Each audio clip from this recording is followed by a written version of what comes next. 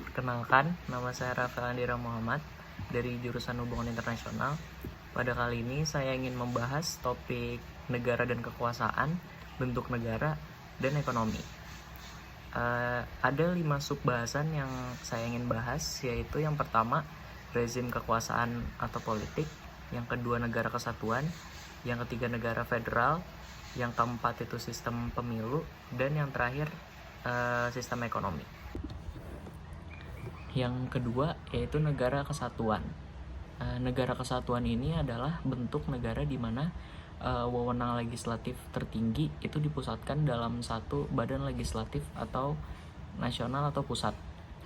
Jadi kekuasaan ini terletak pada pemerintah pusat dan tidak pada pemerintah daerah.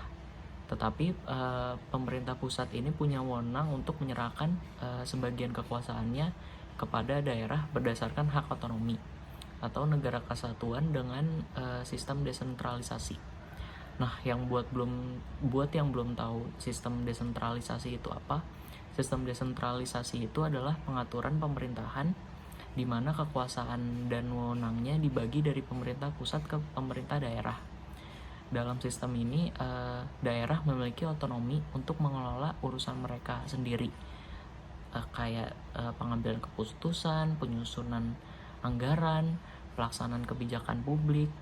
Tetapi pada akhirnya kekuasaan tertinggi tetap di tangan pemerintah pusat. Jadi kedaulatannya baik kedaulatan ke dalam maupun kedaulatan keluar sepenuhnya terletak pada pemerintah pusat. Kita masuk pokok bahasan yang ketiga, yaitu negara federal. Negara federal ini adalah bentuk negara di mana ada pembagian kekuasaan antara entitas pemerintah pusat dan unit-unit pemerintah daerah. Satu tingkat pemerintahan memiliki wewenang dan tanggung jawab yang jelas. Jadi di sistem federal ini memungkinkan adanya pengelolaan yang lebih baik atas keragaman sosial, budaya, dan ekonomi. Hal ini juga memberikan kesempatan bagi daerah untuk berpartisipasi dalam mengambil keputusan yang mempengaruhi kehidupan mereka. Meskipun memiliki banyak keuntungan, di sistem federal ini juga menghadapi tantangan seperti potensi konflik antara pemerintah pusat dan daerah serta perbedaan kebijakan yang dapat menimbulkan ketidakpastian. Jadi kesimpulan yang saya dapat antara negara federal dengan negara kesatuan, yaitu negara federal ini yang memberikan kekuasaan adalah negara bagian, sedangkan kalau negara kesatuan, pusat yang memberikan kekuasaan kepada daerah dalam bentuk desentralisasi. Yang keempat itu ada materi election atau pemilu. Jadi pemilu ini sebagai mekanisme untuk memilih wakil rakyat dengan menentukan pemimpin yang juga berfungsi sebagai sarana untuk mengekspresikan kedaulatan rakyat. Jadi jenis pemilu ini diantaranya itu ada 2, yaitu pemilu legislatif sama pemilu eksekutif.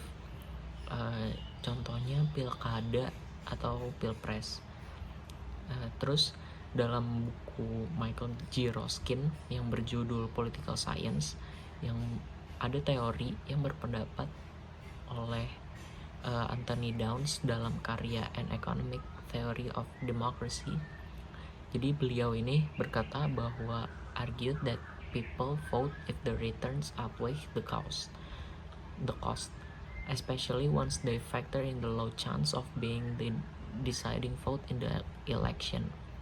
Jadi artinya ini orang akan vote calon pemimpin mereka jika pilihan mereka sebanding dengan benefit yang ada pada rencana atau program pemimpin yang mereka pilih, terutama mengingat kecilnya peluang untuk menjadi suara penentu dalam pemilu. Menurut Michael G. Roskin juga ada beberapa karakteristik mengapa orang vote, yaitu income and education, race atau ras, age itu umur, gender, dan area of residence. Yang terakhir yaitu sistem ekonomi politik. Di dalam buku Michael G. Roskin terdapat bahwa mereka mengambil contoh dari Aristoteles yang memandang pemerintahan, masyarakat, dan perekonomian sebagai satu hal. Para ekonom politik lama juga memiliki norma orientasi motif, menentukan apa yang harus dilakukan pemerintah untuk memajukan keadilan kemakmuran. Maka itu terciptalah sebuah political economy atau ekonomi politik. Maka dari itu tujuan ekonomi politik ini yaitu untuk menciptakan sumber pendapatan masyarakat dan menyediakan daya bagi negara agar mampu menjalankan berbagai fungsi dan tugasnya. Sekian dari saya, terima kasih.